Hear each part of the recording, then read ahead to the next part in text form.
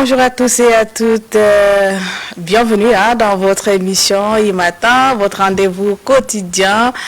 Voilà votre émission préférée sur la chaîne citoyenne La Vision du futur. En ce début de journée, nos pensées accompagnent tous ceux qui traversent des moments difficiles. Voilà, nous compatissons avec tous ceux qui traversent des moments difficiles. Et que ce début de journée vous permette de retrouver un peu de confort, un peu de force et surtout un peu d'espoir, comme le dit cette citation. Même la nuit la plus sombre prendra fin et le soleil se lèvera. Voilà, malgré vos difficultés, malgré les moments difficiles par lesquels vous traversez, cela va prendre fin. Rien n'est éternel dans cette vie, pardon. Et je suis sur ce plateau avec Rome Nelum Sengar. Bonjour et bienvenue. Merci. Ça va très bien, c'est un plaisir de te retrouver après quelques jours. Ah oui, c'est aussi un réel plaisir d'être sur ce plateau. En fait, être toujours là pour servir les téléspectateurs, c'est un honneur et c'est un devoir que nous avons, ce grand plaisir d'avoir toujours de continuer à leur servir. Je leur dis bonjour et bienvenue. Comme l'avait dit le proverbe de ce matin, quelle qu'en soit la nuit, la durée de la nuit, le soleil finit toujours par apparaître. Lever, oui. Voilà, et donc les situations sont là, voilà, la vie difficile est là, tout ceci, tout cela, mais il va falloir qu'on se dise que la vie continue. Et nous devrions affronter la vie tant que nous avons encore le souffle de vie. Tout à fait, tout à fait. Et dis-moi, comment tu as passé la soirée d'hier avec la défaite de nos Sao? Ça se voit pas, ça se lit pas sur mon visage. Ça se lit pas sur mon visage parce que c'était pas facile à accepter. Ouais. Mais on se console aussi avec un match démontré sur le terrain. Il faut dire que nous avons pris cette défaite, mais le Sao a démontré un match acceptable, oui. Un match qu'il faut dire que c'est au-dessus de la mêlée. Le Sao a dominé, mais c'est ça aussi le football. Le football, c'est la finalité qui compte. Tout à fait. À la fin, on cherche toujours le gagnant. Tout à fait. Et donc, nous acceptons cette défaite. Ça va nous construire davantage. Et on se prépare pour le 12 octobre. Oui, ça, c'est avec la RCA. On se dit peut-être avec la RCA, on va encore nettoyer un peu nos péchés. On espère sur la RCA pour nettoyer un peu nos péchés. Beaucoup de fans étaient fâchés hier. Viens voir les commentaires sur les réseaux sociaux. Quand il y a victoire, c'est tout le monde qui est content. Mais quand il y a la défaite, mais le coach est tout de suite accusé. Et toi, le coach là, et ceci et cela. C'est tout à fait normal. Quand on perd, la colère survient. C'est ça. Mais accuser le coach tout de suite, moi je pense que ça c'est pas encore le moment. Il vient d'arriver et nous voyons à travers le football de nos joueurs d'aujourd'hui un changement. Voilà. Oui. Et donc espérons que ces défaites c'est plutôt des leçons. Ça nous permet de nous construire, ça nous permet de sortir le grand jeu qui est dans nos joueurs. Et donc, on devrait plutôt l'encourager dans ce sens pour qu'il continue à donner le meilleur de lui. En tout cas, il a tous nos soutiens. Oui. Voilà, et beaucoup de courage à nos Sao également. Le rendez-vous est pris pour donc le 12 octobre. Inch'Allah. On va à présent retrouver un clip de notre héros. Comme on le dit, un artiste ne meurt jamais. On continue à pleurer notre héros, notre guerrier Raïs Kim, qui est donc décédé le 7 octobre dernier. Nous allons continuer à lui rendre hommage dans nos différentes émissions. Et ce matin encore, nous pleurons notre guerrier à travers ce clip qu'il a tourné avec Darsida dans le titre Binay Saker. Il essaie un peu de dénoncer le mariage précoce qui a beaucoup de conséquences. Voilà, c'est un artiste engagé. Et moi, je me rappelle de la parole de notre leader ici sur ce plateau. Il dit, il faut vivre utilement. Il ne faut pas vivre inutilement. Il faut vivre utilement. Et Raïs Kim a vécu utilement. Il a laissé beaucoup de choses derrière lui. Voilà, à travers ces clips qui va continuer à sensibiliser, à conscientiser. Donc on va aller du côté de la régie. On retrouve donc cette très belle vidéo qui dénonce un peu le mariage précoce. Et puis on va revenir sur le plateau pour le contenu de ce 3e numéro de la semaine. D'accord.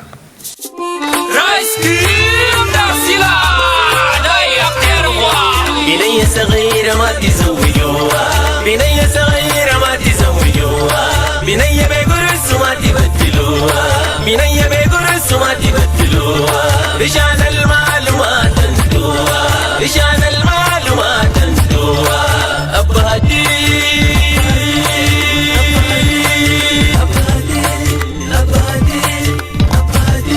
خلوه تتم وانتوها بنية صغيرة ما تزوجوها بنية صغيرة ما تزوجوها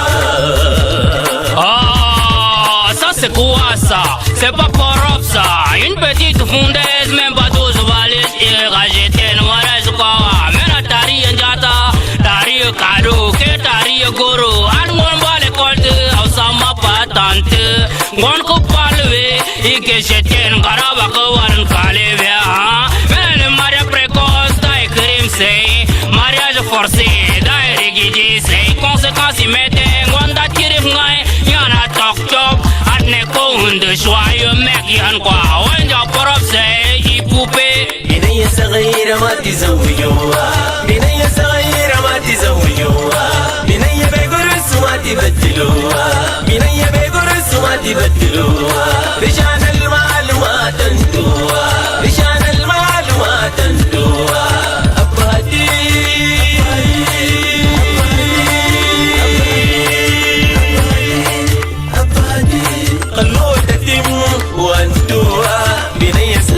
ما تزوجوها بنية صغيرة ما تزوجوها Grando d'Arsila Imbel sans la lune يا بادي يا أمهاتي يا بادي يا أمهاتي بنية كما تم تخلوها بنية كما تحقى تخلوها كلام زواج ما تقولوها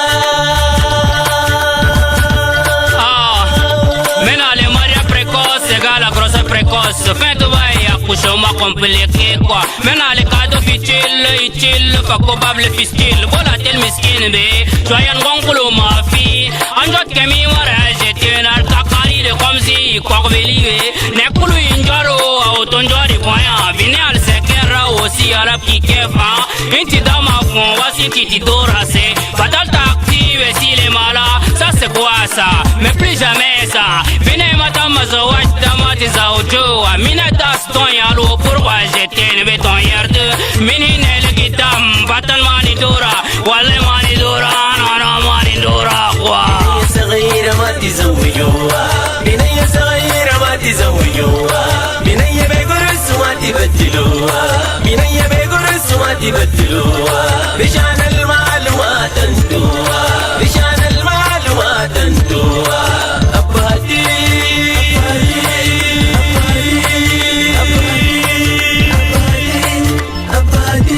خلوه تتم وانتوها بنية صغيرة ما تزوجوها بنية صغيرة ما تزوجوها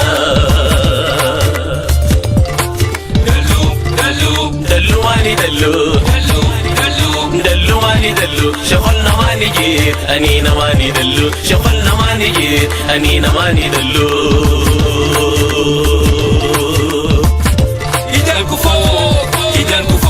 Jama iden kufok iden kufok iden kufok iden kufok iden kufok iden kufok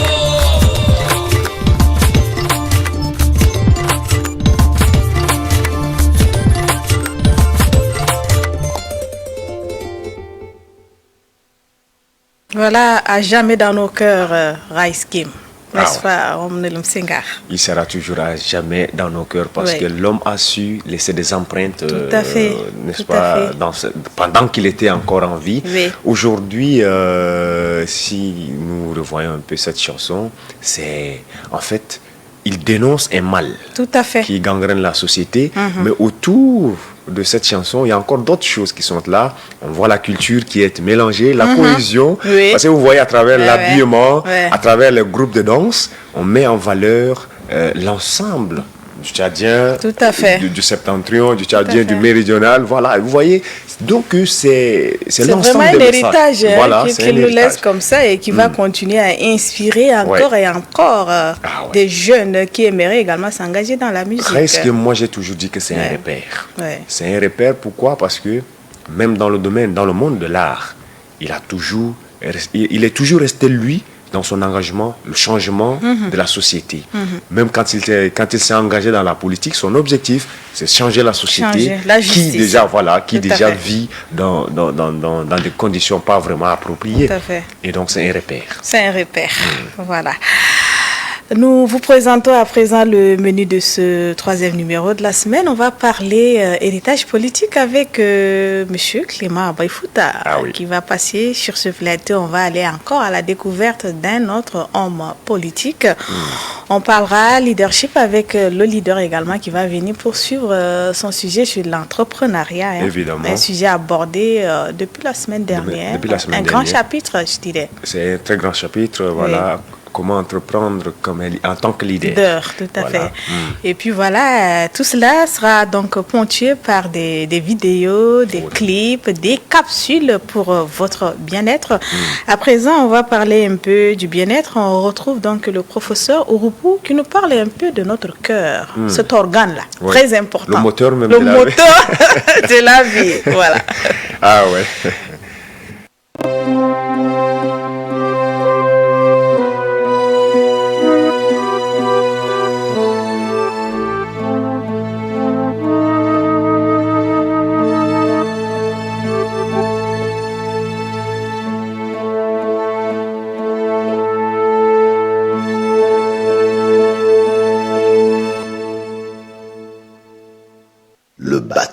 Qui nous garde en vie.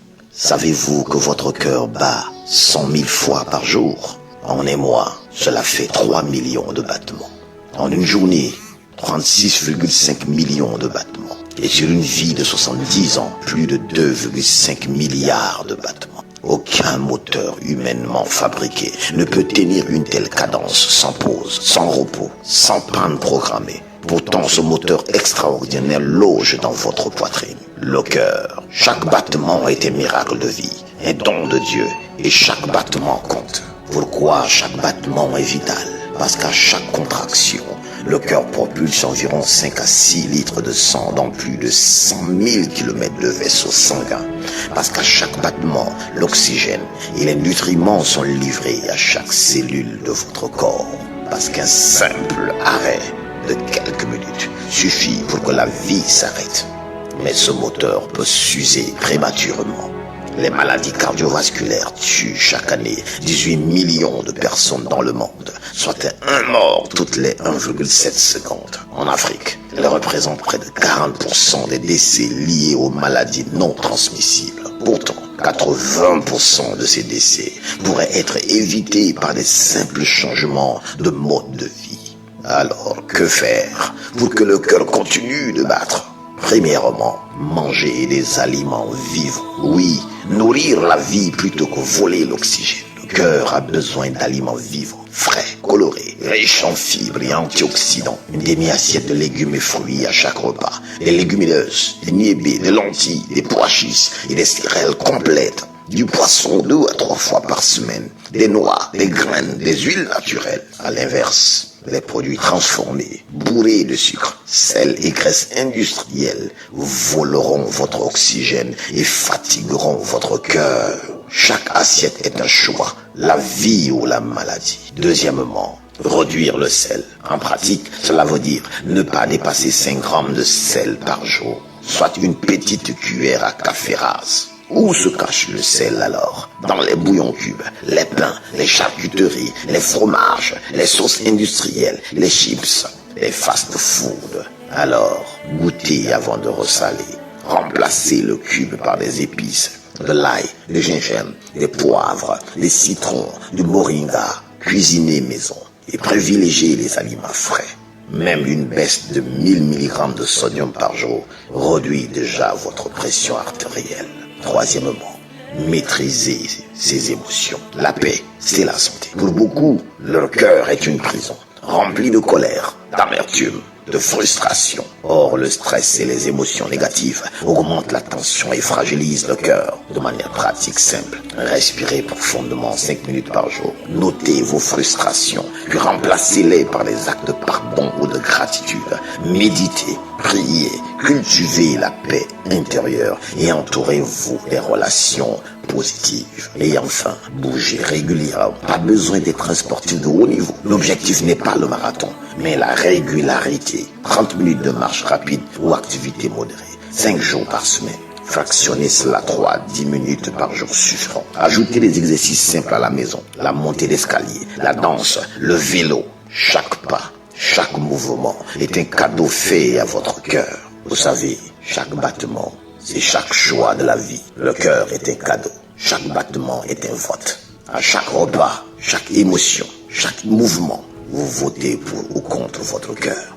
Aujourd'hui, engagez-vous à remplir votre assiette d'aliments vivants, à réduire le sel, choisir la paix intérieure, bouger régulièrement, parce que chaque battement compte, chaque choix compte, et votre vie compte également. Prenez soin de vous, car chaque jour est une vie. C'est le professeur Ouroukou Mwambaye Jacques, diététicien, nutritionniste, amésothérapeute et expert en diététique.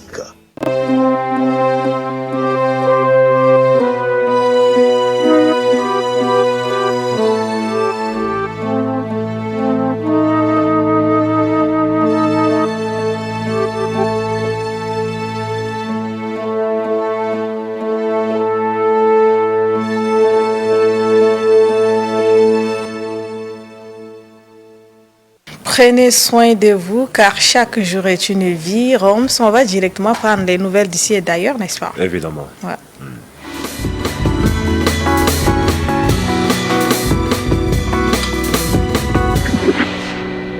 Une nouvelle page institutionnelle vient de s'ouvrir au Tchad. Le chef de l'État, le maréchal Mamadi Idriss Déby Itno, a promulgué ce matin la loi constitutionnelle révisée du 3 octobre 2025. Une révision dite technique, mais aux implications politiques et juridiques notables. C'est au palais Toumaï, cadre des grandes décisions nationales, que la cérémonie s'est tenue en présence du Premier ministre, des présidents des grandes institutions et de la ministre secrétaire générale du gouvernement. Cette promulgation marque l'aboutissement d'un processus institutionnel engagé depuis plusieurs mois visant à ajuster certains dispositifs de la Constitution du 29 décembre 2023. Officiellement, il s'agit d'une mise à jour technique pour harmoniser les textes fondamentaux aux réalités politiques et administratives du pays. Mais dans les faits, cette révision suscite une lecture plus large entre continuité institutionnelle et adaptation du cadre républicain. Pour nombre d'observateurs, cette promulgation s'inscrit dans la dynamique de consolidation du processus de transition démocratique et de renforcement des institutions. En toile de fond, la démarche traduit une volonté présidentielle d'assurer la stabilité du cadre juridique avant les prochaines échéances électorales. Toutefois, certains observateurs de la scène politique tchadienne soulignent que derrière le caractère technique affiché, la révision pourrait redéfinir subtilement l'équilibre des pouvoirs, notamment entre l'exécutif et les autres institutions républicaines. Un geste donc à la fois politique et symbolique dans un contexte où le Tchad cherche à consolider son architecture institutionnelle post-transition.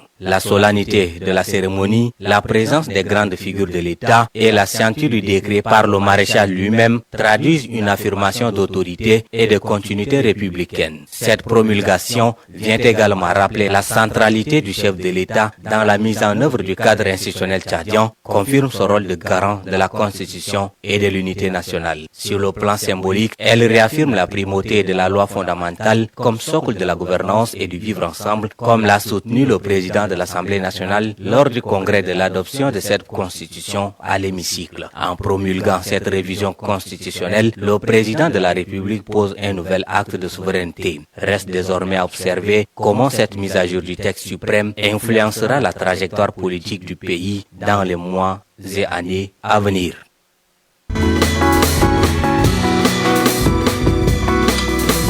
La levée des couleurs, la présentation de la leçon inaugurale sur le thème des énergies fossiles, quelle alternative pour un environnement sain, la remise officielle des touches aux enseignants-chercheurs inscrits aux aptitudes de CAMES sont entre autres les temps forts qui ont marqué cette cérémonie de la rentrée solennelle.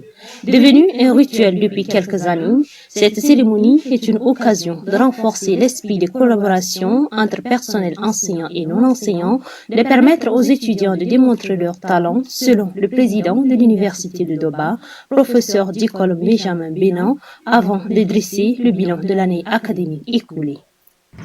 S'agissant des activités purement académiques, elles se sont globalement bien déroulées et se sont achevées dans des conditions normales. Ce qui a permis d'avoir un taux de réussite appréciable, à savoir 54,66% pour l'établissement. On doit aussi relever le taux important de réussite chez les filles, qui était donc de 59,66%. Se réjouissant de l'évolution importante de ce temple de savoir, pour l'avoir dirigé dès son ouverture, le recteur de l'Académie du Sud, professeur Mahmoud Yaya, conseille la création d'un espace numérique pour sa visibilité. L'Université de Doba n'est pas visible sur les réseaux sociaux. Il est temps de créer un espace de dialogue pour recueillir les besoins et les attentes des enseignants-chercheurs, des étudiants et des personnels administratifs à l'effet d'adapter le numérique aux réalités de l'université. Le délégué général du gouvernement auprès de la province du Logone oriental, Tokedadi, appelle dans son adresse le personnel de cette université à la solidarité pour son rayonnement. La vie professionnelle et universitaire n'a pas à être solitaire. À mon avis, elle se nourrit tout comme notre vie personnelle, de contacts humains et d'amitié. À cet effet, j'invite tout le personnel de l'Université de Doba à rester loin de chacun pour soi pour y arriver. Un procès fictif sur le détournement des fonds publics a mis terme à cette cérémonie.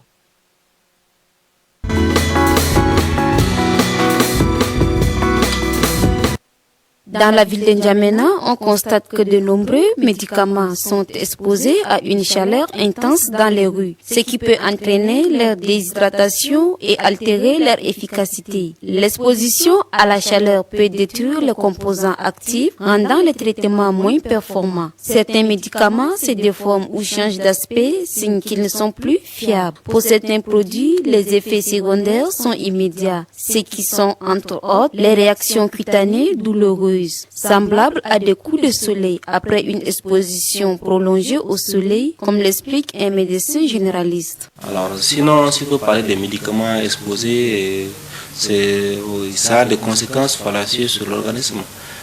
On le fait par ignorance. Mais sinon, ces médicaments qui sont exposés sous le soleil perdent leur principe actif. On dit que dans les médicaments, il y a des principes actifs qui permet, exemple, vous prescrivez pour telle maladie, qui permet, n'est-ce pas, d'agir pour neutraliser cette maladie. Maintenant, dans la fabrication, il y a des notices qui indiquent que ce médicament doit être gardé à une température comprise, qu'on précise même. Mais malgré tout, on fait, n'est-ce pas, de notre habitude, ou soit de notre manière. Bon, peut-être, je ne sais pas si c'est l'ignorance, ou bien quelle forme tu vas voir certains choucous qui sont un peu formés. Bon, je ne sais pas si c'est la formation. Normalement, ce n'est pas conseillé, n'est-ce pas, de garder le médicament sous le soleil. Ça perd le principe actif. La norme voudrait, n'est-ce pas, aller d'abord à l'hôpital si on est malade, et puis se faire consulter par un personnel ou soit un corps soignant. Et après ça, peut-être on peut vous demander des bilans. Et donc, c'est après le bilan qu'on peut avoir une idée sur ce que vous souffrez et avoir un médicament, n'est-ce pas, approprié à votre maladie et pour une durée limitée. Et quelquefois, notre habitude, quelquefois quand on a ces mêmes symptômes, on sait déjà d'emblée que voilà, c'est tel, et puis on repart pour acheter et on mange comme on veut. Il est essentiel de conserver les médicaments dans un endroit frais et sec. La consultation de la notice permet de connaître les conditions de conservation appropriées. Il est également crucial que le ministère de la Santé prenne ses responsabilités et adopte des mesures pour mettre fin à cette pratique, car la santé de la population est primordiale.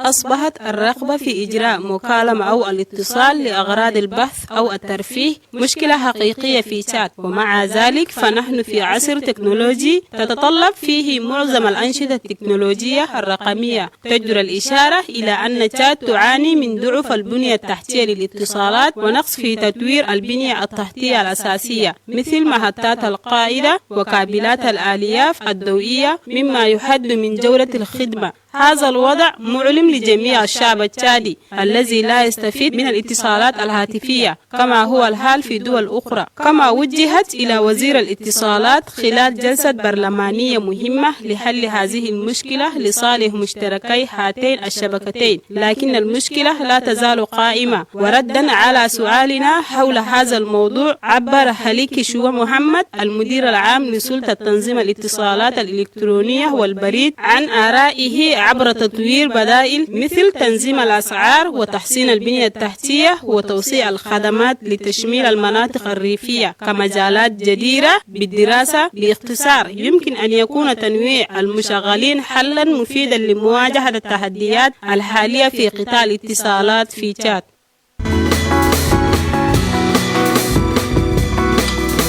Le chef de l'État, candidat à sa succession lors du scrutin du 12 octobre prochain, a effectué ce mardi 7 octobre un déplacement de campagne dans l'extrême nord. Un événement sous haute surveillance et scruté de tous. Paul Biya était très attendu. Annoncé depuis plusieurs jours dans l'extrême nord, c'est finalement ce 7 octobre que le président du Cameroun a pris le chemin de la ville de Maroua depuis Yaoundé, d'où l'avion présidentiel a décollé en milieu de journée. Accueilli à grande pompe sur le tarmac de l'aéroport international de Maroua Salak par les autorités administratives, leaders politiques, chefs traditionnels, les groupes de danse et les militants et sympathisants du Rassemblement démocratique du peuple camerounais RDPC, les partis alliés n'étaient pas en reste.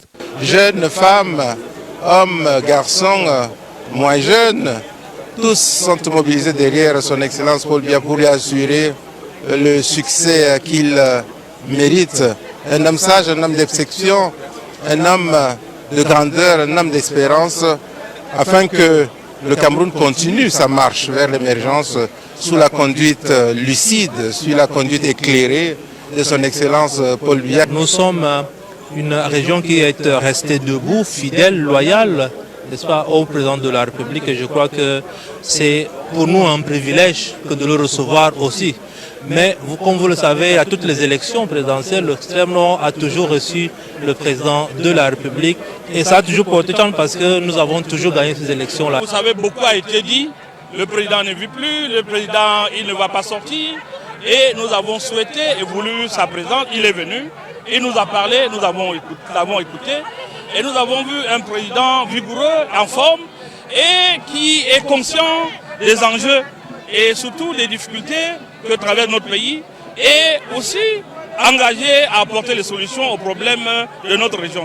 Après la cérémonie protocolaire au salon VIP de l'aéroport de Salak, le cortège présidentiel a pris la direction de sa résidence où le président sortant du RDPC se permettra un petit temps de repos avant de prendre le chemin du stade municipal Lamido Yaya Daïrou pour le meeting tant attendu par les populations de l'extrême nord. Dans une ambiance très festive, la fête populaire immense et Maroua a offert un accueil historique au chef de l'État.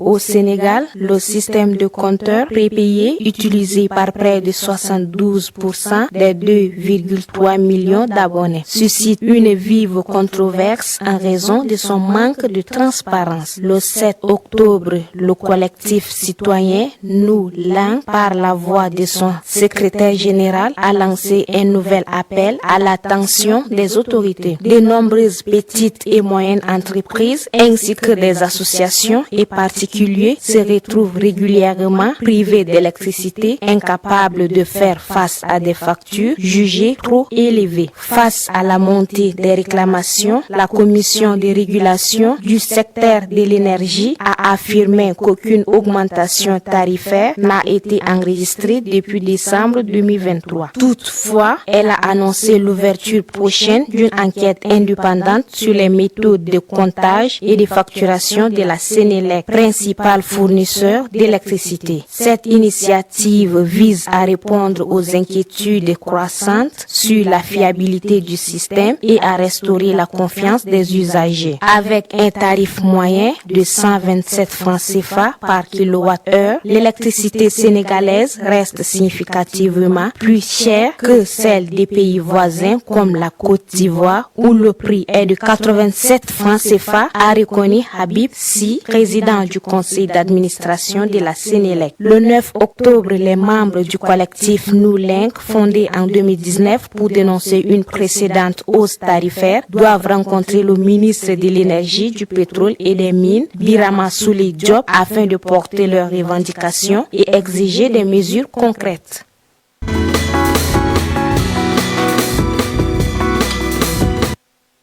Artistes engagés, rappeurs, slameurs, entrepreneurs, sportifs, amoureux de la lecture, partisans de la lutte pour le vivre ensemble, la justice et la cohésion sociale entre autres, Jasrabe Kimassoum Yilmia, alias Raiskim, est un jeune Tchadien avec plusieurs cordes à son arc. Le Mohamed Ali du game, comme il aime se faire appeler, a embrassé la musique très tôt, vers l'an 2000, et s'est frotté à d'autres jeunes comme lui en intégrant des groupes musicaux avant d'opter évoluer en solo. Ainsi, il met sur le marché en 2010, après avoir participé à plusieurs festivals, son premier album de 8 titres intitulé Le Bilan. Son style de musique découle de ce qu'il ressent au plus profond de lui. Ne supportant pas surtout l'injustice autour de moi, j'ai compris tout de suite qu'en chantant le reggae, ça va peut-être être un peu... je ne me retrouve pas, je voulais un truc martelant, donc du coup j'ai vu le rap avec son groove et tout. Je me suis dit oui, à travers cela, je pourrais vraiment bien faire passer le message que je désire. Et voilà, comme ça je me retrouve en train de rapper, de slammer, et voilà. Jasrabe Kimassoum Yilmia, alias Raiskim, s'inspire des faits sociaux et des différentes crises que traversent les Tchadiens pour écrire sa playlist. Toujours franc dans le choix de ses mots, il n'a pas peur de délier sa langue pour dénoncer et de brandir son torse pour dire non en cas d'injustice. Il n'est pas souvent compris et rencontre des difficultés à assumer son choix. Cependant, il se réjouit de ce que quelques-uns des Tchadiens qui croient en lui donnent la force de continuer. Donc, moi, je fais dans une musique qui est très engagée. Je fais dans un domaine qui n'est pas facile. Quand je sors, par exemple, le matin, tout ce qui peut me redonner l'énergie, tout ce qui peut me redonner la force d'aller de l'avant, ce sont peut-être les petits messages que chaque matin tu te réveilles, tu vas trouver, va de l'avant, nous sommes derrière toi. Mais en réalité, dans la vie, c'est que ça fait plus de 10 ans que moi, je suis coupé de tout intérêt public. Vous voyez un peu. Et les grandes participations dans les concerts, les trucs, c'est que Raiskim on bat, aucun avantage. Et quand j'écris des projets, je dépose, c'est jamais positif. Et à un moment donné, tu peux même être tenté de te dire, est-ce que tu n'as pas choisi le mauvais chemin? Maintenant, quand de partout, tu reçois des messages, des vocales, des trucs, moi je pense que c'est ça la particularité de ce que je peux retenir du début jusqu'aujourd'hui. Ambassadeur de l'UNICEF, aumônier et juge de paix international de l'ONU, avec le grade de sergent, Raiskim trouve toujours du temps pour honorer chacun de ses engagements et satisfaire ses fins. Les difficultés, quelle que soit leur nature, ont plutôt contribué à ragaillardir l'homme qui continue de croire qu'un Tchad meilleur est possible. Ma place se trouvera toujours dans la contestation de ce qui n'est pas, dans des décisions qui ne sont pas normales. Ma place sera toujours aux côtés du peuple. Ma place sera toujours en train de dénoncer l'injustice, de chercher toujours à dire quelque chose afin d'améliorer le quotidien du peuple tchadien en fait. Un mari aimant et un père attentionné, Jasrabe Kimassoum Yilmia, alias Raiskim, fait du changement de comportement et de mentalité son cheval de bataille. C'est ainsi qu'il a choisi un langage brisé par les jeunes, le Bunda, pour communiquer dans ses chansons. À ceux qui voient en lui un exemple à suivre, il n'a qu'un conseil pour eux. Pour être quelqu'un, pour se démarquer, pour pouvoir un jour, eux aussi, attirer d'autres jeunes qui puissent vouloir les ressembler, c'est qu'il faut être vraiment quelqu'un de sincère. Dans tout ce que l'on aura à faire, c'est la sincérité, c'est la pureté qui puisse simplement vous faire que vous constituer et peut-être attirer vers vous des regards qui voudraient vous ressembler, mais ne pas aussi encourager tellement de jeunes à vouloir ressembler à quelqu'un, mais d'être eux-mêmes tout en puisant des points positifs de ces personnes-là. Sympa, courtois, gentil, souriant, mais quelquefois timide, Raiskim dégage une énergie dont il faut le côtoyer pour découvrir. Sa simplicité se fait ressentir également dans son alimentation et selon lui, la couleur rouge symbolise beaucoup de choses. Cette sauce-là, comme un peu de gombo sec avec du poisson pourri, les trucs pourris là avec la boule de riz, ça je kiffe. On utilise toujours le rouge pour alerter, on utilise toujours le rouge pour signaler un danger. Et alors moi, en me positionnant comme ce chroniqueur au quotidien dans mon pays, je pense qu'il faudrait que je signale à haute voix tout ce qui c'est pour signaler les injustices, pour signaler tout ce qui est mauvais qui se passe dans ce pays, ou encore pour encourager les choses qui sont faites d'une manière positive, ou encore pour apporter ma proposition. Il faudrait que je sois remarqué. Pour être remarqué, il faut toujours ce point rouge-là. Issu d'une fratrie de 17 enfants, Raiskim est né le 25 juin 1989 à N'Djamena. Il a étudié dans plusieurs villes du Tchad selon le déplacement de ses parents pour des raisons professionnelles. Son amour pour le tricolore du 235 a failli lui ôter la vie, mais il ne se voit pas en train d'abandonner la lutte. Jasrabe Kimasum Yilmian, alias Raiskim, est celui qu'on peut appeler sans risque de se tromper l'image d'un engagement sans réserve pour la cause du peuple tchadien.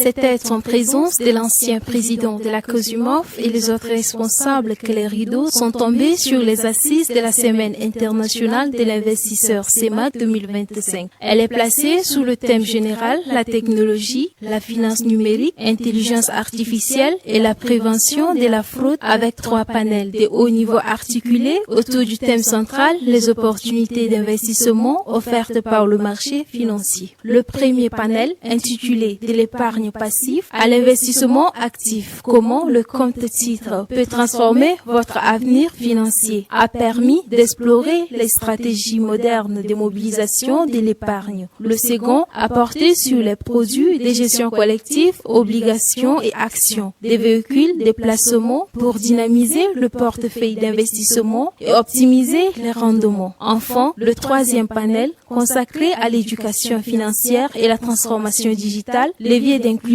et de responsabilisation de l'investisseur, a mis en lumière l'importance de la culture financière à l'ère numérique. Ces échanges fructueux ont permis aux participants de renforcer les connaissances et de découvrir de nouvelles perspectives pour un marché financier plus inclusif et performant. En clôturant les travaux, l'ancien président de la COSUMOF, l'ambassadeur Nagum Yamassoum, a salué la qualité des interventions et a réaffirmé la volonté commune de promouvoir une culture d'investissement dynamique au sein de la sous-région. Il a également adressé ses remerciements aux autorités, aux partenaires et à l'ensemble des participants pour leur engagement dans la réussite de cette édition. Les panels et témoignages ont mis en lumière les opportunités offertes par notre marché financier, les avancées technologiques qui le modernisent, progressivement certes, mais aussi les défis qui nous restent à relever, notamment ceux liés à l'éducation financière ou à l'éducation à la finance, comme le souhaiteraient certains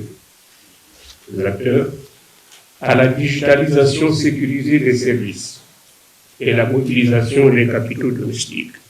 Lors de la première journée, nous avons tenu l'objectif de positionner le marché financier au service des entreprises et des États en disséquant l'appel public à l'épargne comme un levier de financement durable et en clarifiant les conditions d'accès à la BEMAC. Nous avons ainsi montré que les opportunités de croissance pour nos entreprises locales sont bien réelles. Au cours des travaux d'aujourd'hui, nous avons changé de perspective. Les travaux ont été entièrement dédiés aux citoyens, à l'épargnant et à l'investisseur sous le thème les opportunités d'investissement offertes par le marché financier. L'objectif était de lever les freins culturels et psychologiques qui empêchent les citoyens tchadiens d'envisager l'investissement afin de transformer leur épargne passive en capital productif pour une meilleure inclusion financière. Il y a du travail à faire.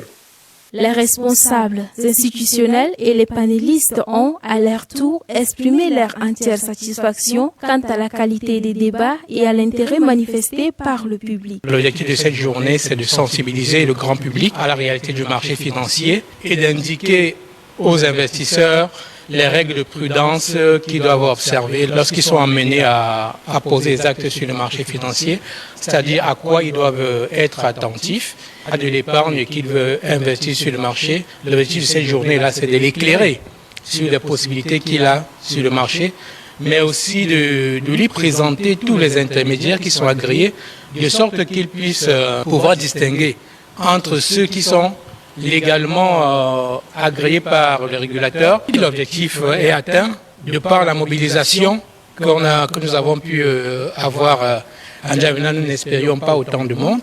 Beaucoup de jeunes qui sont déplacés pour écouter ce que la COSUMAF et les acteurs du marché financier avaient à dire et à expliquer. Nous avons aussi apprécié l'intérêt de ce public-là qui est resté concentré durant ces 2 jours d'événement. Ça nous encourage à revenir bientôt. L'objectif pendant ces 2 jours est atteint parce que il y a eu non seulement des opérateurs économiques, il y a eu les représentants de l'appareil étatique, des ministères de finances, du ministère des Finances, il y a eu tous les acteurs, donc les intermédiaires du marché de la sous-région qui étaient là présents. On a eu une masse très importante d'étudiants qui sont venus apprendre effectivement. Et ça, c'est quelque chose de très intéressant parce que à travers la présence des étudiants, l'éducation financière est en train de s'implanter. Et donc, si ceux qui peuvent avoir le pouvoir de décision dans le futur sur l'économie du pays ont la bonne information, nous pensons que nous sommes en train de contribuer effectivement à travers l'initiative de la Commission de surveillance du marché financier d'Afrique centrale à booster, n'est-ce pas, le développement du marché financier d'Afrique centrale et du marché financier du Tchad de manière assez particulière à travers cet événement. Les participants ont unanimement salué une initiative qui, selon eux, contribue à renforcer la confiance et la transparence dans le marché financier de la CEMAC. C'est que ce sont des moments très riches de partage. Grâce à ces moments, nous avons pu en tout cas découvrir l'essentiel, n'est-ce pas, des dimensions que peut offrir les investissements dans le secteur, dans la sous-région que nous représentons ici. C'est tellement bénéfique pour moi en tant que jeune étudiant et bientôt je serai un employé, peut-être un investisseur. J'invite par ma voix et par la voix de la COSUMAF tous les jeunes tchadiens à s'intéresser à leurs finances le plus vite possible.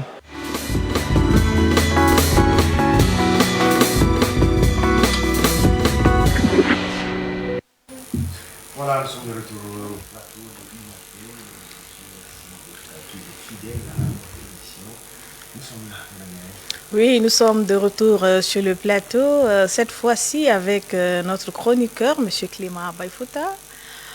Bonjour, Monsieur Clément, et bienvenue. Je ne savais pas qu'il devait avoir une conjugaison vestimentaire. Hein? Oui. Bonjour. Du bleu qui domine sur le bleu, c'est une couleur douce. Tout à fait. En tout cas, je vais bien. D'accord. Avec vous, nous allons encore à la rencontre ou bien à la découverte d'un autre homme politique ce matin. Tout à fait. D'accord, Roms, on va demander à la réalisatrice de nous proposer l'élément et puis on va se retrouver juste après pour des échanges autour de cet élément.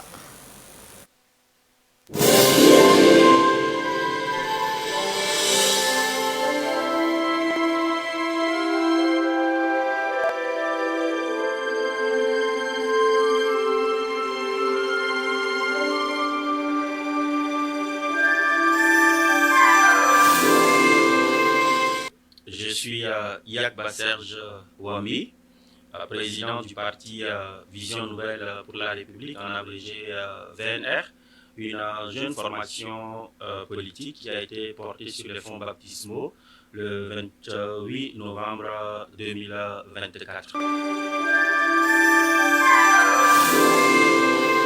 Nous sommes entrés en politique parce que, en tant que jeunes, nous pensons que ce pays-là peut et doit être géré autrement.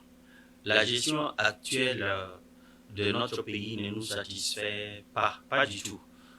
Lorsque nous regardons un peu tous les indicateurs internationaux relatifs à notre pays, les voyants sont au rouge, alors qu'à un moment donné, toutes les ressources nécessaires étaient disponibles pour que ce pays puisse être développé, ces pays puissent réunir les conditions pour permettre aux Tchadiens de vivre dans de bonnes conditions, sinon dans des conditions acceptables. Malheureusement, ceux-là qui sont censés élaborer et concevoir et mettre en œuvre les politiques publiques ne le font pas. Aujourd'hui, tous les Tchadiens vivent dans un état de misère très avancé. C'est pourquoi nous nous sommes dit, dès lors que nous pouvons apporter notre contribution à la bonne marche de ce pays, pourquoi ne pas s'engager en politique?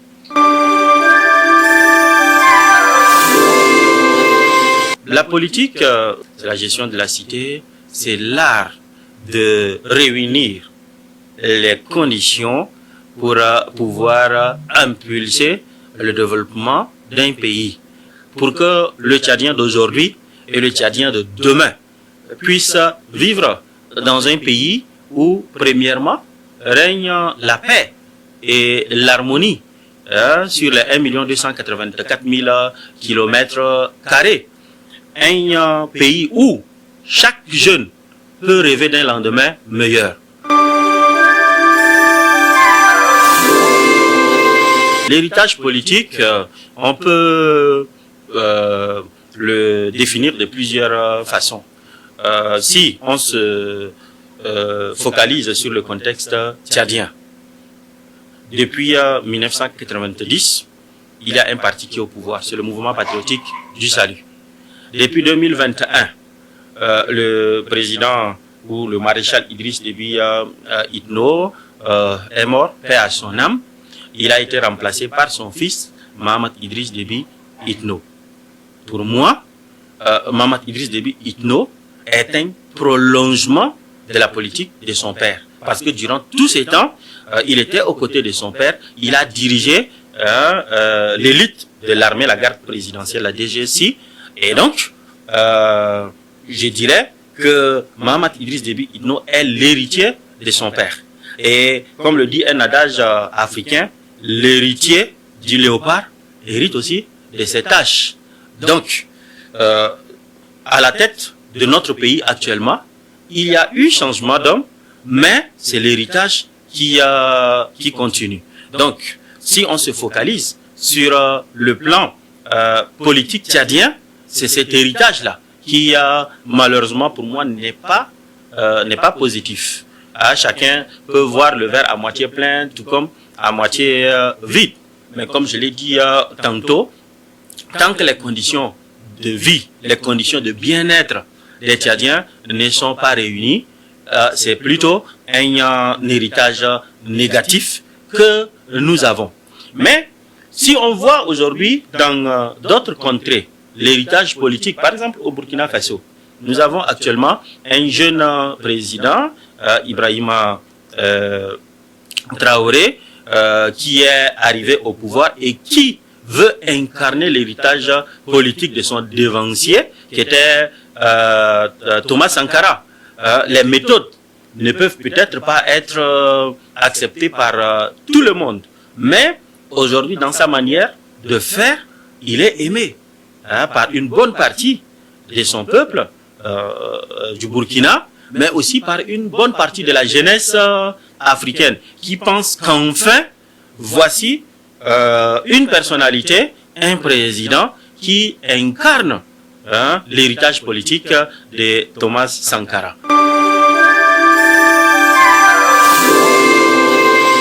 J'ai plutôt eu des personnalités politiques qui m'ont inspiré.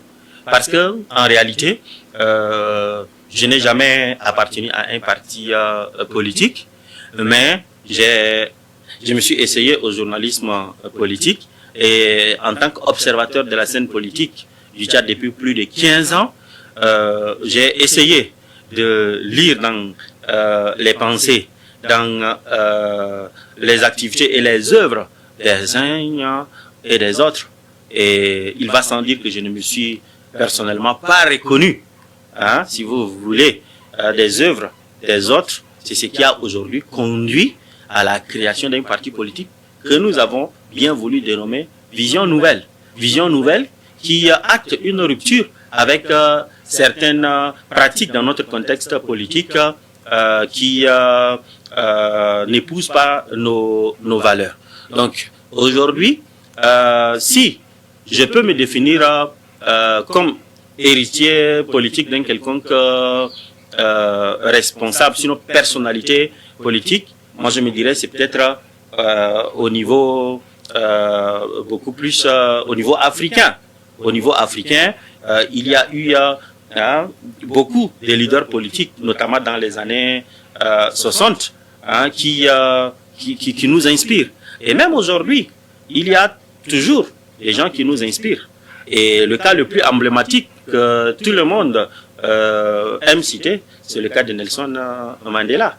Un homme qui a connu ou qui a fait 27 ans de prison, qui est venu, qui a pris le pouvoir, mais qui au bout d'un mandat s'en est allé. Vous voyez un peu? Et aujourd'hui, sa mémoire reste éternelle. Et tous les jeunes africains aiment donc aujourd'hui, vous voyez, c'est comparé à Nelson Mandela, qui reste un baobab de la politique africaine.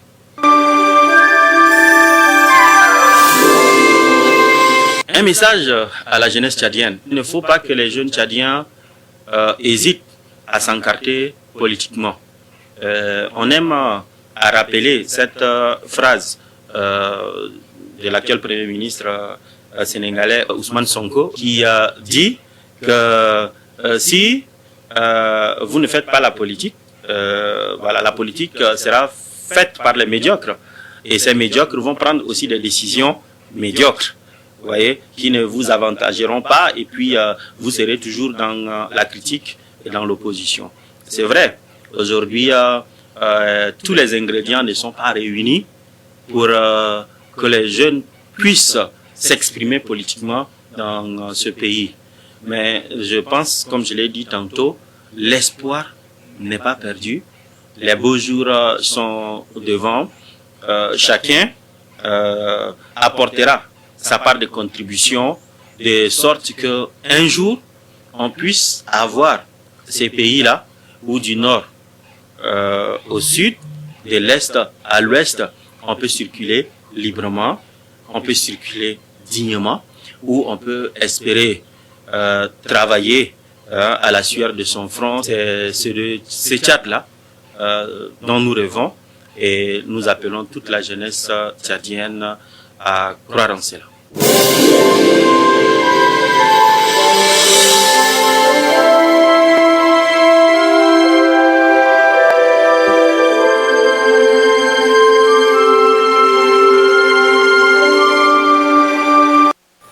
Voilà, nous venons donc à l'instant de suivre Monsieur Serge Abouambi, qui est donc le président du parti Vision Nouvelle. Roms, un jeune, hein, un jeune qui s'engage dans la politique avec son parti nouvelle, une vision nouvelle, oui. Une vision jeune, avec un parti très jeune qui fait à peine un an, non?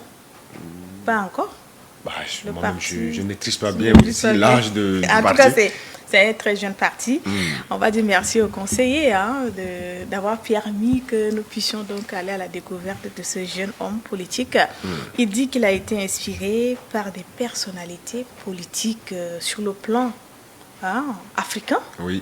Et que il a vu les œuvres, les activités, et qu'il ne se retrouve pas dedans. Donc il va falloir donc s'engager dans la politique pour changer certaines choses avec cette vision nouvelle. Monsieur Aboy Fouta Clément, peut-être des éléments, des compléments par rapport à cet élément? Oui, je me dis que par rapport aux autres que nous avons pu suivre, lui, je me dis il fallait aller vers les jeunes aussi pour les écouter.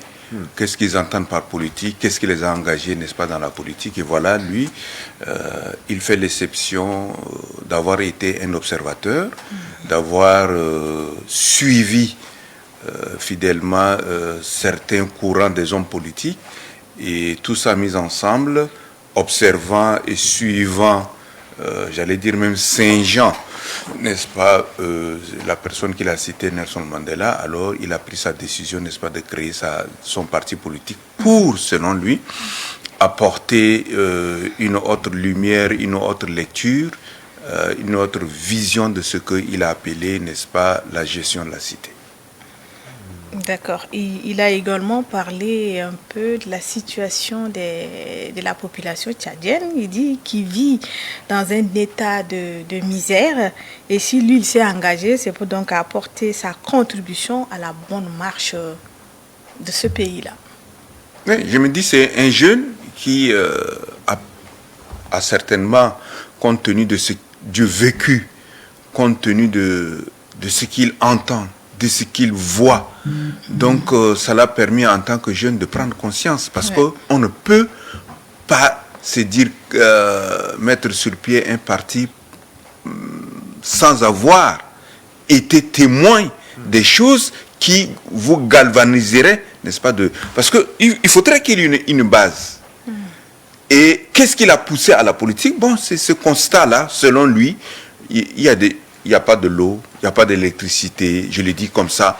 Et peut-être que c'est ces manquements dans la gestion de la société qui l'ont poussé, n'est-ce pas, selon ce qu'il dit, à mettre sur pied, n'est-ce pas, un wagon qui espère faire pleuvoir, n'est-ce pas, des choses que les gens attendent. Est-ce que vous pensez qu'il arrivera un jour à changer les choses dans ce pays-là? Mais vous savez, un combat, une lutte a toujours un objectif. Hein? Il y a toujours un aboutissement. Ça va prendre le temps que ça va prendre, mais un jour à l'autre, il va certainement aboutir. Est-ce qu'il va être un Moïse qui n'a pas atteint la terre promise? Bon, ou alors il va être un Josué, il va être un Caleb, je ne sais pas. Mais tout compte fait, il est là, il engagé, observe et il s'est engagé dans la lutte, n'est-ce pas, de changement. Oui. Donc c'est tout ce que je peux dire de lui. Parlant de l'engagement, bien évidemment, il a dit quelque part que bien que les conditions ne sont pas réunies pour faire la politique chez nous, il s'inspire un peu du proverbe, on peut dire ça comme ça, entre guillemets, du Premier ministre sénégalais qui dit si vous ne faites pas la politique sera faite par les médiocres qui vont prendre des décisions médiocres sur vous. À ce sujet, quel commentaire faites-vous à cette périphrase? Je me dis, c'est autant vrai. Hein?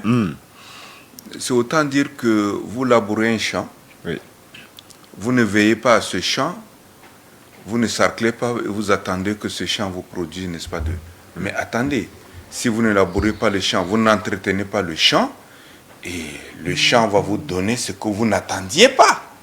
Voyez-vous, lorsque vous n'êtes pas dans la concertation, vous n'êtes pas dans ce médium qui propose, qui décide, mais attendez, les gens vont décider maladroitement, mais puisque vous êtes, n'est-ce pas, dans cette contrée, vous appartenez à cette contrée, ce qui a été décidé maladroitement, vous n'étiez pas là, mais ça ne va pas empêcher la pluie de vous mouiller. D'accord. Alors, par rapport à notre politique actuelle, est-ce qu'on peut transposer cette idée dans la politique que nous vivons actuellement au Tchad? Vous savez, vous avez votre manière de regarder, moi j'ai ma manière de regarder. Évidemment. Et nous vivons dans la même société. Voyez-vous, nous avons différents angles d'analyse, angles de regard. Bon, ça dépend de quel positionnement vous placez pour regarder ou alors pour faire vos analyses. Maintenant, moi je peux voir la gestion de la cité, c'est-à-dire la gestion du Tchad en rouge. Vous pouvez le voir, n'est-ce pas, en bleu. Mais tout compte fait, quel est l'objectif que nous poursuivons? Moi, je crois que c'est un peu ça. Le peuple tchadien attend quel objectif? Le peuple tchadien attend quel résultat? Non, maintenant, les décideurs politiques, n'est-ce pas, les décideurs, les leaders d'opinion, ce sont ceux-là qui, en principe, devaient tenir compte de ce qui les interpelle. Ouais. Donc, notre pays est ce qu'il est. Vous savez, notre pays est situé au cœur de l'Afrique avec un relief complètement difficile, avec un climat difficile. Bon, maintenant, tout ça, les hommes politiques, c'est des gens qui veulent vous amener à rêver. Mais maintenant, si le rêve accouche de cailloux, bon, c'est qu'il a mal réfléchi. D'accord. D'accord, je reviens encore sur cette citation entre guillemets. Si tu ne fais pas la politique va te faire. Monsieur Aboyfouta, dites-nous, quel est le message que vous avez à l'endroit de ces jeunes-là qui aujourd'hui disent que le pays est entre leurs mains, ils n'ont qu'à décider, on va faire comment? On va seulement accepter, on est fatigué, on va les accompagner seulement, on va faire comment? C'est le système là qui est comme ça là. Je ne sais pas si vous avez été un jour au village, ou vous avez l'habitude d'aller au village. Quand il y a un feu de brousse, mais si vous ne participez pas à éteindre ce feu de brousse, mais ce feu va vous consumer. Okay. Ça signifie que vous ne pouvez pas autant contribuer à empêcher, n'est-ce pas, le feu d'embraser tout, que de rester spectateur. Mais attendez.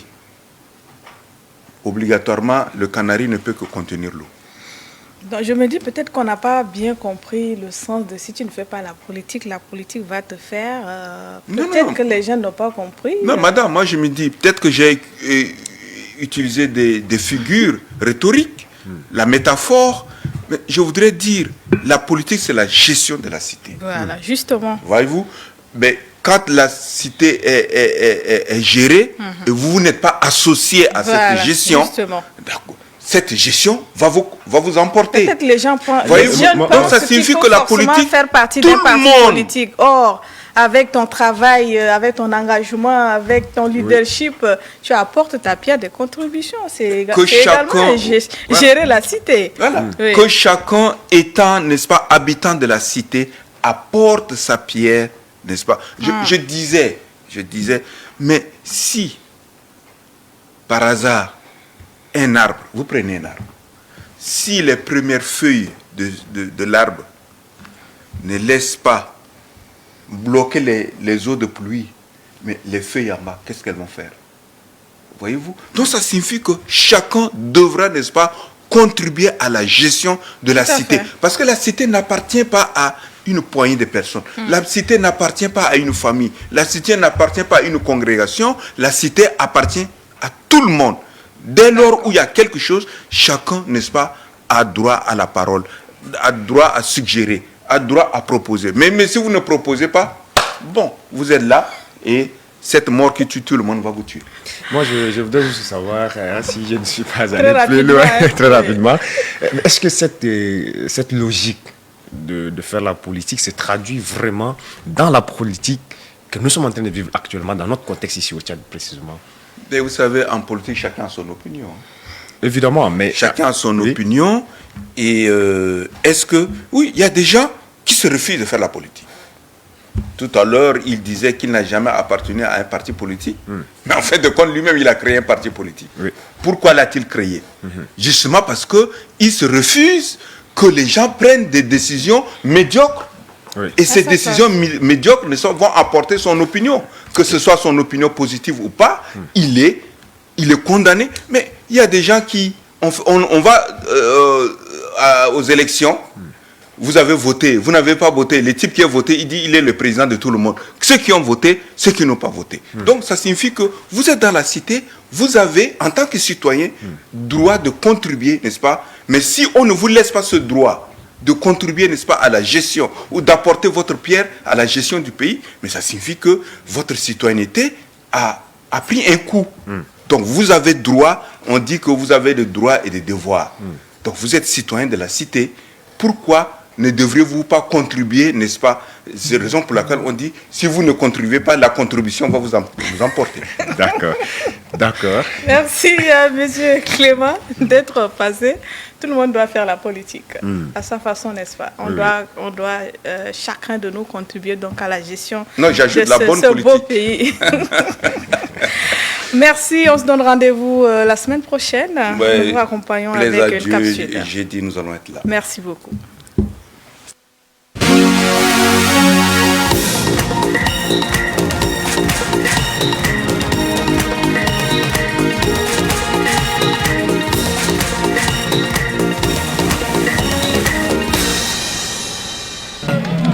Vous savez qu'au niveau du Guéra, dans un premier temps, les Hadjiraï, c'est-à-dire le peuple du Guéra, là, habitaient dans les montagnes. Pourquoi on les appelle Hadjiraï? Parce que dans un premier temps, avant la colonisation, tous les gens habitaient sur la montagne. Et c'est à l'arrivée de la colonisation qu'on les a obligés à descendre sur la terre ferme. Et donc c'est pour cette raison que le peuple du Guéra, on l'appelle le peuple Hadjiraï. Et il pratiquait ce qu'on appelle la margaï. La margaï, c'est un esprit, c'est une croyance. En tout cas, nos grands-parents ont trouvé que Dieu est trop grand, trop puissant pour qu'on lui adresse directement la parole. Donc, raison pour laquelle il passait par l'intermédiaire de la margaï pour lui adresser les prières, les doléances. Elles étaient exaucées. Dieu les exauçait. Et donc, grosso modo, ça c'est notre spécificité du Guéra. C'est la croyance ancestrale. Maintenant, les deux religions révélées ont supplanté cette croyance. Et il y a quelques résistances, quelques villages qui pratiquent encore la margaï. Mais sinon, dans la majorité, les habitants du Guéra pratiquent soit le christianisme, soit l'islam.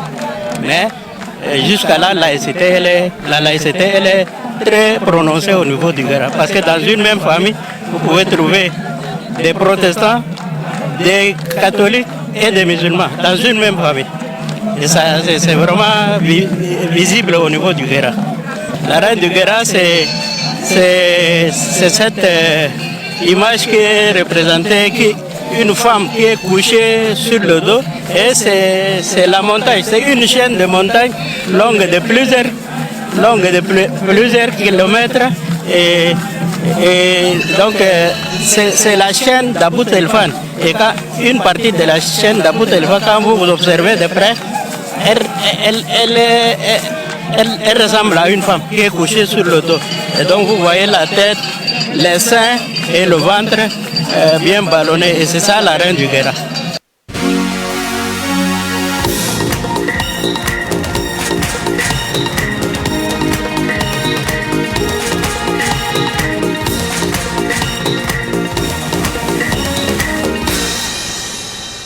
Voilà, après avoir fait un tour dans le Guéra, nous revenons sur le plateau pour cette fois-ci parler carnet du leadership. Ah oui.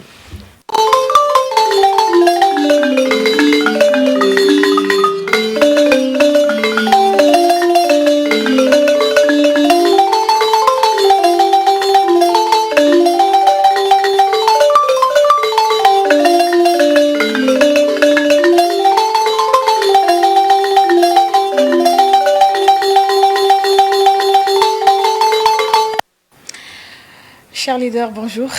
Bonjour Irène. Bienvenue. Bonjour Homs. Merci, bonjour. Merci. Bonjour aussi aux téléspectateurs. Comment allez-vous ce ça matin? Ça va. Je me réjouis qu'il n'y a pas que le bleu, mais le blanc aussi peut s'équilibrer. D'accord, avec vous, nous allons parler des principes de l'entrepreneuriat, un chapitre abordé depuis la semaine dernière. Comme c'est un très vaste chapitre, voilà, on va aspect par aspect. Oui, je voudrais juste faire un petit rappel. Nous avions commencé la réflexion en disant que la vulnérabilité n'est pas l'ami du leadership. Et donc, pour pouvoir sortir de la vulnérabilité, il y a un remède. Et ce remède, c'est l'entrepreneuriat. Pourquoi entreprendre? Hier, nous avons abordé plusieurs aspects de cet entrepreneuriat, de cette vie d'entrepreneuriat. Parce que nous disions, on entreprend pour d'abord une fois de plus traduire ce qu'on a comme vision, pour être pragmatique, pour aussi apporter de la valeur ajoutée, pour apporter de l'impact. On entreprend pour sortir de la vulnérabilité, mais aussi pour inculquer ce qu'on appelle l'autonomie à ce que nous sommes en train d'influencer. Aujourd'hui, je voudrais donc que nous regardions les principes de l'entrepreneuriat. Pour entreprendre, il y a un certain nombre de principes. Le premier principe de l'entrepreneuriat, c'est d'abord la vision. Qu'est-ce qu'on veut résoudre? Quel est le problème? Je dis toujours, on ne résout pas un problème qui n'existe pas. On regarde dans la société quel est le problème qui existe et on doit avoir une vision claire de quel est l'aspect qu'on veut résoudre dans cette problématique. Vous pouvez peut-être avoir un problème qui a plusieurs facettes et peut-être que votre solution entrepreneuriale ne va pas résoudre tous les aspects, mais certainement un aspect. Donc la première chose, le premier principe de l'entrepreneuriat, c'est la vision. Il faut avoir une vision claire. Quel est le problème qu'on veut résoudre? Quel est le problème qui est connu de tous? Parce que quand vous allez apporter la solution, il faut que les gens se reconnaissent dans le problème. Il ne faudrait pas que ce soit un problème fabriqué et dont les gens n'ont aucune idée dessus. Parce que si vous avez une solution entrepreneuriale qui ne se base pas sur un problème existant, la survie de votre produit va poser problème. Donc, il faut trouver un problème et il faut adresser une situation qui existe. Ça, c'est le premier principe qui concerne donc l'entrepreneuriat. Le deuxième principe, c'est le principe de l'innovation. Alors, peut-être que ce problème a eu déjà des tentatives de solution. Qu'est-ce que vous vous apportez de façon précise et de façon concrète qui va être une solution nouvelle à ce qui a été apporté avant? Donc, il faut vraiment préciser, parce que vous ne venez pas dupliquer des solutions qui ont été déjà tentées avant. Donc, dans l'innovation, c'est de dire, voici le problème, les gens se reconnaissent dans le problème, il y a eu telle tentative de solution, mais nous avons maintenant une nouvelle solution, et cette nouvelle solution va résoudre tel aspect. Donc, quelle est l'innovation? En quoi votre solution va être perçue comme une solution nouvelle, mais aussi une solution adéquate? Et ça, c'est très important à pouvoir préciser. Le troisième principe de l'entrepreneuriat, c'est la prise du risque. Il y a ce qu'on appelle de l'audace. Vous devez vous encourager, vous devez vous booster et dire, je vais lancer la solution. Parce qu'il y aura toujours des gens autour de vous qui vous diront, je ne crois pas à ta solution. Est-ce que tu es sûr que c'est la solution? Il y a toujours des voix qui vont tenter de vous décourager pour vous dire, cette solution-là, quelqu'un l'a déjà essayé, ça n'a pas marché. Mais si vous êtes convaincu que vous avez la bonne solution et que vous l'avez bien réfléchi, il faut prendre le risque de pouvoir exposer la solution. Certainement, vous avez un début de solution et plus vous allez donc rendre cette solution-là visible, il y aura des ajustements qui viendront. Le produit du départ ne sera pas certainement le produit après 6 mois, peut-être pas après 12 mois. Il y aura des ajustements. Donc, il est important de s'accorder et de dire que dans l'entrepreneuriat, il y a un saut dans le vide. On ne sait pas si on va rentabiliser ce qu'on va dépenser pour commencer la chose. Mais toujours est-il qu'il faut commencer. Maintenant, si c'est bien parti et que si ça prend, vous allez donc une fois de plus rentabiliser votre idée. Si ça n'a pas pris, vous venez quand même de faire une expérience et vous allez servir d'expérience et de référence à d'autres personnes qui viendront après vous. Donc, il y a ce troisième principe qu'il faut noter, c'est ce principe, donc, je dirais, de l'innovation, de la prise de risque. Ouais. Le quatrième principe de l'entrepreneuriat, c'est l'adaptabilité. Même si vous avez peut-être ce même problème ailleurs et que les gens ont eu une solution, même si vous voulez amener une solution importée, il faut l'adapter. Il faut que la solution intègre les réalités de votre marché. C'est pour ça que souvent on conseille les gens de faire ce qu'on appelle l'étude de faisabilité. Comment se comporte votre marché? Quelles sont les attentes? Comment les gens suivent votre marché? Peut-être que vous voyez, ailleurs, c'est la même solution, on a vendu dans un emballage, mais chez vous, peut-être que les gens ne voudraient pas avoir des produits dans l'emballage. Peut-être qu'ailleurs, on vend ça simplement dans des congélateurs et puis les gens prennent parce qu'ils ont de l'énergie, ils ont des capacités de froid et qu'ils peuvent mettre ça chez eux en conservation. Chez vous, les gens auraient voulu avoir ça dans des bocaux ou vouloir avoir ça dans des papiers emballés. Il faut tenir compte de la réalité de votre marché. Donc, un des principes de l'entrepreneuriat, c'est l'adaptabilité. Je m'adapte à la réalité, n'est-ce pas, de mon marché. Quelle est la réalité de mon marché? Comment les gens se comportent? Comment les gens conçoivent? Comment les gens acceptent? Comment les gens réagissent quand il y a quelque chose de nouveau? Comment je vais faire pour que l'idée passe? C'est très important sur principe. Ensuite, nous avons un autre principe dans l'entrepreneuriat, c'est l'esprit d'équipe et de leadership. Vous ne pouvez pas entreprendre si vous n'avez pas l'esprit d'équipe. Comment fonctionner avec l'équipe? Comment placer vos membres de l'équipe, vos équipiers? Comment leur donner des rôles?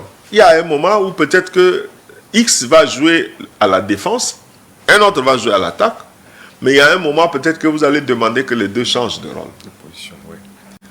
Comment vous allez rendre votre équipe polyvalente pour que la force ne soit pas simplement une force adossée sur une personne ou sur deux personnes, mais que la force soit une force repartie sur toute l'équipe.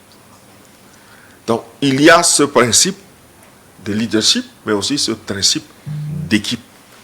Et ce sont des éléments qui peuvent permettre de bien entreprendre. Un autre principe, c'est la création de la valeur.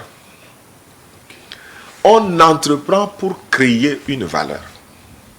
On n'entreprend pas dans le vide. La première valeur, c'est que vous êtes en train de résoudre un problème social qui existe. La deuxième valeur, c'est que économiquement, ça doit vous permettre, n'est-ce pas, de rétribuer vos efforts. La troisième valeur, c'est que peut-être ça a permis d'engager ou d'embaucher d'autres personnes. Vous avez créé de l'emploi.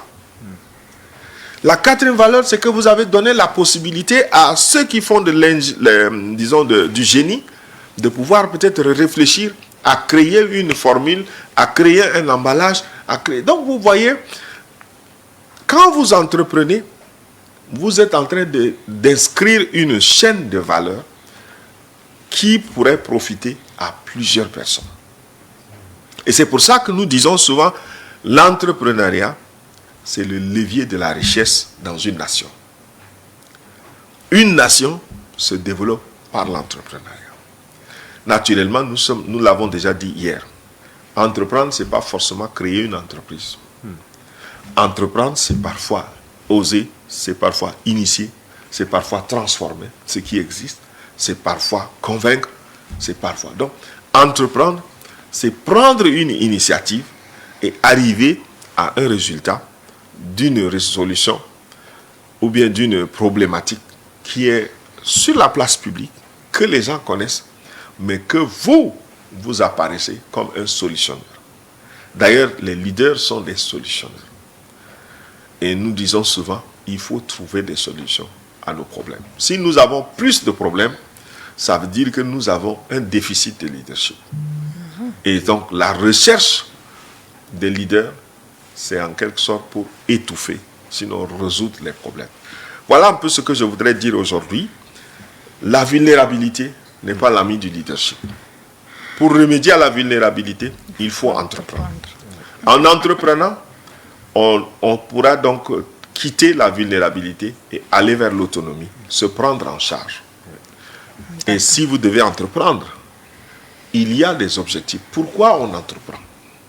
Mais aussi, il y a des principes. Comment on entreprend? Et j'espère que ces bribes de pensée partagées pourraient aider quelqu'un. Parce que si vous n'êtes pas vulnérable, vous devez aussi affirmer que vous êtes à l'abri de la vulnérabilité. Voilà un peu ce que je voudrais dire ce matin. D'accord. Vu tous ces principes, je me dis qu'il faudrait une petite formation dans ce domaine avant de se lancer dans l'entrepreneuriat. Oui, normalement, il faut toujours faire une formation avant de faire l'entrepreneuriat. Parce que vous voyez, souvent on voit des gens qui se lèvent un matin, qui vont voir quelqu'un, ils disent j'ai besoin de 1 million parce que je veux faire le commerce. Il n'a jamais géré 1 million, il ne connaît même pas ce qu'on appelle 1 million, mais il demande 1 million. Si vous lui donnez les 1 million, vous allez le tuer avec. Parce qu'il faut déjà le former et il faut qu'il reçoive l'argent dont il a conscience. Mais cette personne, et elle se bloque dans l'esprit en disant, tant que je n'ai pas 1 million, je ne peux rien faire. Voilà. Mais c'est bien peut-être de commencer par 100 francs. C'est bien peut-être de commencer par 10 000 francs. C'est très important. Et souvent dans nos familles, on a l'impression que non, il faut un grand capital. Je donne toujours une illustration. Si vous recevez dans une famille, un soir à la maison, Roms avec sa femme reçoivent une visite et quelqu'un en quittant vous dit, je vous remets 10 000 francs. Le lendemain, si vous êtes vulnérable, vous allez utiliser les 10 000 francs pour acheter poulet, riz, coca, et puis vous allez boire, et puis vous allez vous arrêter là. Celui qui est venu vous donner 10 000 là, s'il pouvait manger coca, riz, l'autre comme ça, il n'allait pas vous donner 10 000. Ces 10 000 qu'il vous a donné là, c'est un capital. Quand vous recevez les 10 000, c'est qu'est-ce qu'on peut faire demain avec ces 10 000 pour fructifier, parce que demain, on ne sait pas s'il va encore revenir nous donner 10 000. Mais si le lendemain, on consomme les 10 000 totalement pour se faire plaisir, on va s'acheter des tapettes, on va s'acheter une étoffe, et on ne fructifie pas. Alors, on vient de passer à côté. Et souvent, vous pouvez avoir des gens qu'on appelle un peu les bienfaiteurs de destinée, que vous allez rencontrer parfois une seule fois, qui vous donne un capital sans que vous l'appréhendez, et puis vous passez à côté de votre existence. Donc, chaque fois que vous recevez quelque chose, vous voyez, même si vous recevez, vous travaillez, vous gagnez quelque chose, comment je peux entreprendre avec ce que j'ai? Parce que si vous mettez simplement tout cela dans la perspective de la consommation, vous n'allez pas réellement tenir très longtemps. Voilà ce que je voudrais dire. Mais naturellement, la formation est très importante. Très, très importante. Il y a une question. La personne pose la question de savoir, il n'y a que les vulnérables qui peuvent entreprendre. Ou bien un riche également peut entreprendre. Non, en fait, nous sommes en train de stimuler ceux qui sont dans le leadership et qui sont dans la vulnérabilité. Mais vous savez, ceux qui connaissent mieux l'entrepreneuriat, c'est ceux qui ont une idée de la valeur de l'argent. Je ne sais pas si ceux qui ont connaissance de l'argent sont tous des riches. Je ne pense pas. Voilà. Mais les riches ne gaspillent pas l'argent parce qu'ils savent comment on a travaillé pour donc. On n'enseigne pas aux riches l'entrepreneuriat. Parce que les riches sont des personnes qui ont entrepris et qui aujourd'hui sont dans une certaine opulence parce qu'ils ont entrepris. Ce matin, nous voulons parler à ceux qui n'ont pas conscience qu'ils peuvent commencer quelque chose et qu'ils peuvent aussi, n'est-ce pas, améliorer et répondre aux solutions des problèmes qui existent dans la société. D'accord. Tu as une question? Je pense qu'il a déjà répondu à mes questions sans toutefois les poser même. D'accord. Oui. Oui. On va donc dire merci aux chers leaders d'être passés. On va se donner rendez-vous la semaine prochaine. Oui. Pour continuer avec le chapitre de l'entrepreneuriat. Certainement. On va certainement, en fonction de l'orientation, mais aussi de l'actualité, on verra. Mais aujourd'hui, il faut dire que l'entrepreneuriat, c'est un vaste domaine. Oui, c'est un vaste domaine. Le petit enfant qui revient de l'école, donnez-lui les germes de l'entrepreneuriat. Inscrivez dans son ADN l'entrepreneuriat. N'attendez pas. Vous voyez, les enfants, on envoie les enfants à l'école, ils rentrent, ils ne doivent rien faire. Les vacances, ils ne doivent rien faire. Tant qu'ils n'ont pas le bac, il n'y a rien à faire. Pendant des années, on conditionne les enfants. Non. Même quand l'enfant est plus petit, apprenez-lui quelque chose à faire. J'apprécie les parents qui donnent aux enfants la possibilité de participer à un jardinage, à un jardin potager. Ceux qui donnent parfois de l'argent à un enfant pour acheter un paquet de sucre et savoir vendre ça devant la porte. Ceux qui peuvent aider l'enfant à faire. Il y a toujours une manière de stimuler dans l'enfant l'entrepreneuriat. D'accord. Mais aussi, bon, ça c'est du côté des parents qui doivent, n'est-ce pas, inculquer l'idée d'entrepreneuriat pour les enfants. Mais dans le système éducatif, est-ce qu'on ne peut pas aussi demander au système d'apprendre aux élèves d'être des employeurs et non d'être des employés? Parce que je dirais que dans le curriculum actuel de l'éducation, l'entrepreneuriat fait partie des disciplines. D'accord. Dans le nouveau curriculum. Voilà. L'entrepreneuriat, le leadership, le développement personnel font partie matière à enseigner. D'accord, on va prendre une contribution d'un téléspectateur qui dit « Tu entreprends, demain tu deviens un riche, on te colle des étiquettes. » Comme genre, tu es entré dans une secte et tout cela. Mais chacun fonctionne de sa manière. Ceux qui disent que tu es entré dans quelque chose là, c'est parce qu'eux-mêmes, ils ont quelque chose à se reprocher, ils le disent. Mais toi, tu sais par où tu es arrivé. Donc, tu n'as pas de compte à leur rendre. Eux, ils peuvent parler. Comme on dirait souvent, les oiseaux peuvent passer au-dessus de vos têtes, seulement empêchez-leur de faire des nids. Voilà. D'accord. Merci leader d'être passé. Roms, merci pour la coprésentation. On va dire merci également à toute l'équipe de production. Et on va souhaiter un joyeux anniversaire à notre chef de production, Nabi Malachi, qui a 1 an de plus aujourd'hui et qui se trouve de l'autre côté du Cameroun. Bon séjour à toi et bon anniversaire de l'autre côté.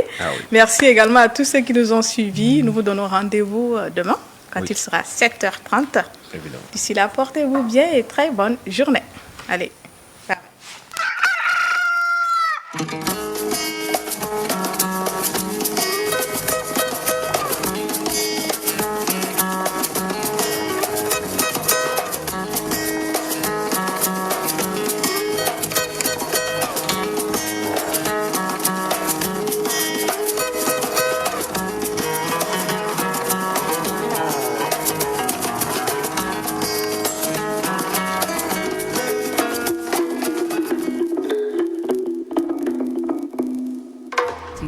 La vision du futur.